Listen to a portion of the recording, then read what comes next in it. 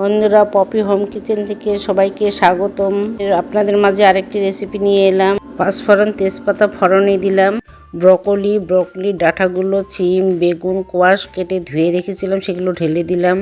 লবণ, হলুদ, ধনে গুঁড়ো, জিরে গুঁড়ো ঢেলে দিলাম। একটু হিং দিলাম। খুব ভালো করে নেড়ে চেড়ে একটু চিনি দিয়ে নেড়ে চেড়ে ঢেকে রেখে দিলাম সেদ্ধ হওয়ার জন্য। আদা, কাঁচা লঙ্কার বাটাটা ঢেলে দিলাম। খুব ভালো করে কষিয়ে নিয়ে ব্যাস তৈরি হয়ে গেল আমাদের ব্রকলি ডাঁটা, সিম, বেগুন, কোয়াশ।